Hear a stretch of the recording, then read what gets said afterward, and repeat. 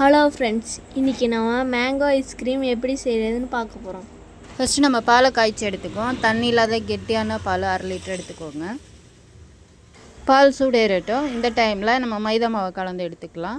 ஒரு பவுலில் 1 table spoon மைதா மாவை எடுத்துகிட்டு அது கூட தேவையான அளவு தண்ணி சேர்த்து நல்லா கட்டிகள் இல்லாமல் கலந்து எடுத்துக்கோங்க. மைதா மாவு இல்லை அப்படின்னா நீங்கள் சோள மாவு கூட எடுத்துக்கலாம். நல்லா கட்டிகள் இல்லாமல் கலந்து எடுத்து வச்சுக்கோங்க. இது ஒரு ஓரமாக இருக்கட்டும்.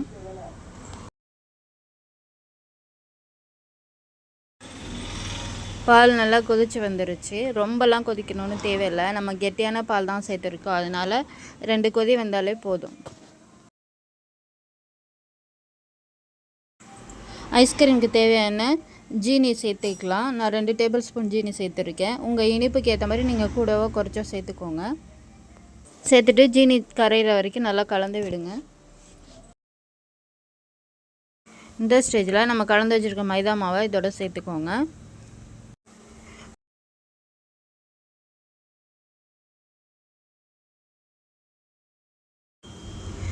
ஒரு வாட்டி நல்லா கலந்து விட்டுட்டு அதுக்கப்புறம் இதில் சேர்த்துக்கோங்க. சேர்த்தோடனே கரண்டி வச்சு நல்லா கலந்து விட்டுட்டே வாங்க. மைதா சேர்த்தோன்னே பால் ரொம்ப நேரம் கொதிக்க வேண்டிய அவசியம் இல்லை. ஒரு 2லேருந்து 3 நிமிஷம் கொதிக்க விட்டாலே போதும். இது ரெடி ஆகிடுச்சான்னு எப்படி பார்க்குறதுனா, ஒரு கரண்டி அந்த மாதிரி டிப் பண்ணி எடுத்துகிட்டு நடுவில் கோடு போட்டிங்கன்னா அது தெளிவாக வரணும். அந்த கோடு வந்துச்சுன்னா நம்ம கலந்து வச்சுருக்க மைதா பால் ரெடி ஆகிடுச்சின்னு அர்த்தம். ஸ்டவ்வை ஆஃப் பண்ணிவிட்டு இதை நல்லா ஆற விட்டு எடுத்துக்கணும். இப்போ நம்ம ஐஸ்கிரீமுக்கு தேவையான மாம்பழங்களை கட் பண்ணி எடுத்துக்கணும். இந்த மாதிரி குட்டி குட்டியாக க்யூபாக கட் பண்ணி எடுத்துக்கலாம். அப்படி இல்லைன்னா தோல் நீக்கிட்டும் எடுத்துக்கலாம். நறுக்கி எடுத்துக்கோங்க 1 கப். இப்போ ஆற வச்சுருக்க பால் கலவையை மிக்ஸி ஜாரில் மாற்றிக்கோங்க. நல்லா ஆற விட்டுருக்கணும். சூடே இருக்கக்கூடாது கொஞ்சம் கூட. இது கூட நறுக்கின மாம்பழ துண்டுகளை சேர்த்துக்கணும். இதை நல்லா ஸ்மூத்தாக அரைச்சி எடுத்துக்கணும். இந்த மாதிரி ஒரு பாக்ஸில் நம்ம அரைச்சி வச்சுருக்க பேஸ்ட்டை சேர்த்துக்கோங்க.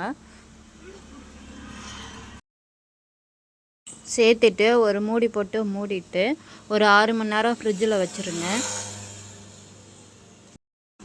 6 மணி நேரத்துக்கு அப்புறம் இதை வெளியில் எடுத்து மறுபடியும் மிக்ஸி ஜாரில் சேர்த்துட்டு நல்லா பைனாக அரைக்கணும்.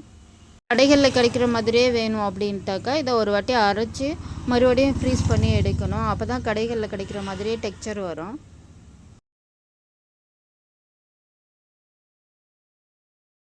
நல்லா ஸ்மூத்தாக அரைப்பட்டு வந்திருக்கு. இப்போ மறுபடியும் அதே டப்பாவில் மாற்றிட்டு மூடி போட்டு மூடி 8லேருந்து 10 மணி நேரம் ஃப்ரீஸ் பண்ணி எடுக்கணும். செகண்ட் டைம் கண்டிப்பாக அரைச்சி விடுங்க. நம்ம வீட்டில் உள்ள பொருட்களே வச்சு செய்கிறோங்கிறதுனால இந்த மாதிரி அரைச்சி எடுத்துக்கிட்டிங்கன்னா அது நல்லாயிருக்கும். சாப்பிட்றதுக்கும் நல்லாயிருக்கும், டெக்ஸ்சரும் நல்லாயிருக்கும். நான் மேலே அலங்காரத்துக்காக பாதாமும் பிஸ்தாச்சுவையும் மிக்சியில் ஒரு அடி அடிச்சுட்டு அது மேலே தூவி விட்டுருக்குறேன். இது வேணும்னா சேர்த்துக்கோங்க, வேண்டாம்னா ஸ்கிப் பண்ணிடுங்க. பார்த்திங்கன்னா 8 மணி நேரம் ஆயிடுச்சு. நல்லா ஃப்ரீஸ் ஆகி வந்திருக்குது. அவ்வளோதாங்க, ரொம்பவே சுவையான மாம்பழ ஐஸ்கிரீம் வீட்டிலே ரெடி ஆகிடுச்சு. நம்ம வீட்டில் உள்ள பொருட்களை வச்சு தான் இதில் செஞ்சுருக்கோம். நீங்களும் இந்த மாதிரி ட்ரை பண்ணி பாருங்கள். இந்த மாம்பழ சீசனில் ஒரு முறையாவது இந்த மாதிரியே செஞ்சு பாருங்கள். உங்களுக்கு இந்த வீடியோ பிடிச்சிருந்ததுன்னா நம்ம சேனலை சப்ஸ்கிரைப் பண்ணிக்கோங்க. கூடவே லைக் பண்ணிவிட்டு உங்கள் ஃப்ரெண்ட்ஸ் அண்ட் ஃபேமிலிக்கு ஷேர் பண்ணுங்கள்.